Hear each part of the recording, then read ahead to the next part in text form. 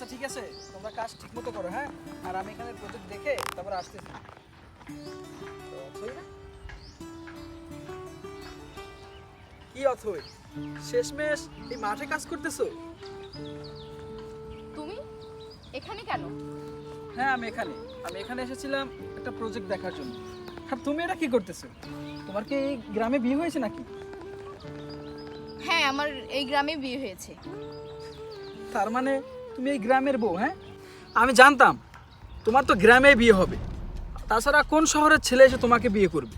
তোমার যে get up, এগুলো দেখলেই তো আমার ঘৃণা লাগতো, লজ্জা লাগতো। তাই তো তোমাকে আমি রিজেক্ট করে দিয়েছি। তোমাকে নিয়ে 10 জনের মাঝে যেতে পারতাম না, কারো কাছে গিয়ে মুখ দেখাতে পারতাম না। তাই তোমার মতো মেয়েকে আমি বিয়ে করে নিই। আর আমাকে দেখো, আগে যেমন ছিলাম এখনও তেমনই আছি। স্টাডি কমপ্লিট করে এখন একটা জব করতেছি।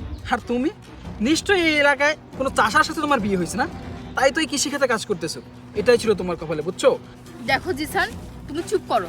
তুই চুপ কর, তুই একটু দূরে যা তো, দূরে যা, আমার থেকে দূরে গিয়ে দাঁড়া। তোর শরীর থেকে কেমন যেন দুর্গন্ধ বেরোচ্ছে। আর একটা কথা শোন, এই যে যত প্রজেক্ট দেখতেছিস না, সব আমাদের স্যারের প্রজেক্ট। আর আমি এই প্রজেক্টের ম্যানেজার। ভালো মতন মন দিয়ে কাজ কর। আমার তো মনে হয় তুই আর তোর হাজব্যান্ড আমাদের স্যারের প্রজেক্টে দিনমজুরের কাজ করিস, তাই না? শোন, মন দিয়ে কাজ করবি।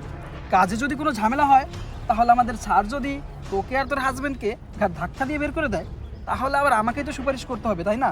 শোন, আমি তোর জন্য সুপারিশ করতে পারবো না। মন দিয়ে কাজ কর, কাজেও যেন কোনো ত্রুটি না হয়। ও আচ্ছা, এইবার বুঝতে পেরেছি। বড় স্যার তো বলেছিল এই প্রজেক্টটা দেখার জন্য নতুন একজন ম্যানেজার আসবে। তাহলে তুমি সেই ম্যানেজার? এ চুপ কর, তোর সাহস দেখে আমি অবাক হচ্ছি। সামান্য দিনমজুর হয়ে তুই আমাকে তুমি করে সম্বোধন করিস? শোন, আমি এখানকার নতুন ম্যানেজার, আমাকে রেসপেক্ট দিয়ে কথা বলবি, আপনি করে সম্বোধন করবি। তা না হলে তোকে আর তোর চাচা স্বামীকে কাজ থেকে বের করে দিব। সরি স্যার, আমার ভুল হয়ে গেছে।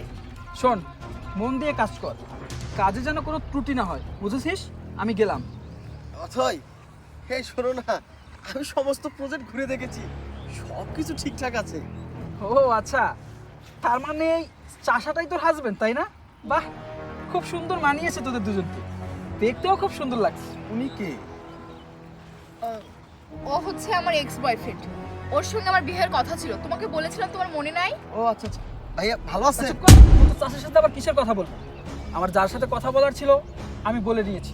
আমি আবার ছোট লোকদের সাথে বেশি কথা বলি না। শোন, মন দিয়ে দুজনে কাজ কর, বুঝেছিস? এই দাঁড়ান, আপনি কে? আমি এখানকার নতুন ম্যানেজার। আপনি এই কোম্পানির নতুন ম্যানেজার? হ্যাঁ। আপনি এই কোম্পানির স্যারকে কি চেনেন? না, আমি এখানে নতুন আসছি, আজকেই স্যারের সাথে আমার দেখা হয়ে যাবে। আজকে দেখা হয়ে যাবে। বেয়াদব! কি শিক্ষাগত যোগ্যতা আছে তোমার? কি সার্টিফিকেটের যোগ্যতা আছে তোমার? তোমার তো ব্যবহারই ঠিক নেই। তুমি তো মানুষের সঙ্গে কথা বলাই শেখো নাই। তুমি চাকরি করবে আমার কোম্পানিতে। তুমি কি জানো এই প্রজেক্টের মালিককে? আমি। আর এটা আমার ওয়াইফ। আমি অনেকক্ষণ যাবত দেখতেছি তুমি ওকে অপমান করতেছো, আজে বাজে কথা বলতেছো। তারপরেও আমি তোমার কাছে আসলাম যে তোমার ভিতরে ভদ্রতা আছে কিনা এটা জানার জন্য। আসলেই তুমি একটা অভদ্র। তুমি সঠিক সময় সঠিক সিদ্ধান্ত নিয়েছো, ওর মতো বেয়াদবকে তুমি বিয়ে করনি। শোনো, তোমার যতদূর চোখ যায় এই পুরো প্রজেক্টটার মালিক আমি।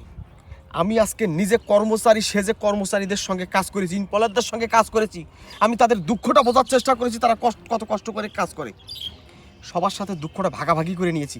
আমি বুঝতে পেরেছি আমার কোন শ্রমিকটাকে কিভাবে সম্মান করতে হবে, কাকে কিভাবে বেতন দিতে হবে।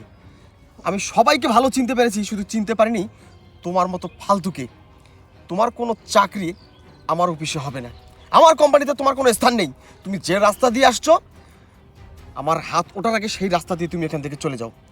তোমার মতো ছেলেকে আমি রিজেক্ট করলাম। তোমার কোনো ছায়া আমার কোম্পানিতে আমি দেখতে চাই না। তুমি চলে যাও, গেট আউট। দাঁড়াও, শোনো জিসান, শুধু লেখাপড়া করলেই শিক্ষিত হওয়া যায় না, মানুষের মতো মানুষ হতে হয়। আর তোমাকে আর কি বলবো, তোমার ভিতর তো মনুষ্যত্ব বোধ নাই। এই শোনো, তোমার সঙ্গে আর বেশি কথা বলতে চাই না, তুমি এখান থেকে চলে যাও। আর তুমি নতুন একটা ম্যানেজার খুঁজে নিও। একে যদি আমাদের কোম্পানিতে রাখি না, আমাদের কোম্পানি পথে বসবে, বুঝছো তুমি? স্যার, আমাকে একটা সুযোগ দেন। সাইলেন্ট, একদম সাইলেন্ট। তোমার মতো ছেলেকে সুযোগ দিতে গিয়ে আমি পথে বসতে পারবো না। তুমি আসতে পারো। Leave me. এই চলো আমার ফ্রেশ হতে হবে। হ্যাঁ চলো।